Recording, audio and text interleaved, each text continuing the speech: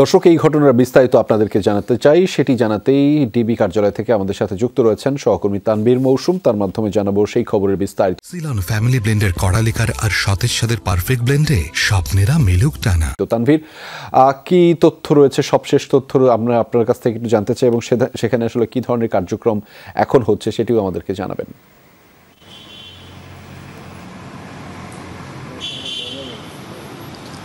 রেজা, 7:30টার দিকে দীপুমণিকে আটক করার পর 8:30 বা তার কিছু সময় পর তাই কিন্তু এই ডিবি কার্যালয়ে নিয়ে আসা হয় এবং এরপর কিন্তু এই যে ডিবি কার্যালয়ে নেওয়ার পর আজকের মতো কিন্তু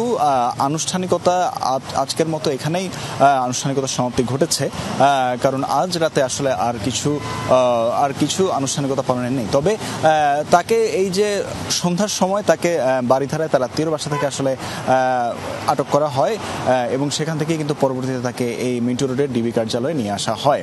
এবং এর আগে আমরা দেখেছি যে আনিসুল হক, সালমানুর রহমান, জুনায়েদ আহমেদ পলক সহ অন্যান্য অনেককে আটকের পর, গ্রেফতারের পর এবার কিন্তু দীপুমণিকেও এই গ্রেফতার করা হলো এবং তাকে বর্তমানে এই ডিবি কার্যালয়ের ভিতর রাখা হয়েছে।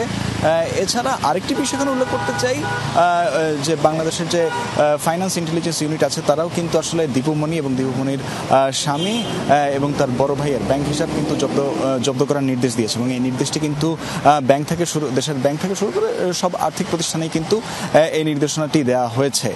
মূলত চাঁদপুরে একটি হত্যা মামলা দায়ের করা হয় এবং সেই দায়ের করা হত্যা মামলার পরিপ্রেক্ষিতে কিন্তু গ্রেফতার করা হয়েছে দীপুমণিকে এবং তারপর থেকেই এই 8:30টার পর আমরা দেখি যে তাকে যে গাড়িটি নিয়ে আসে সেটি কিন্তু ডিবি কার্যালয়ের ভিতর ঢুকে যায় এবং এরপর থেকে কিন্তু সেখানেই অবস্থান করছে। রেজা, সেই খবরের বিস্তারিত আপনার মাধ্যমে জানছিলাম। ধন্যবাদ তানভীর মৌসুম আমাদের সাথে যুক্ত হওয়ার জন্য।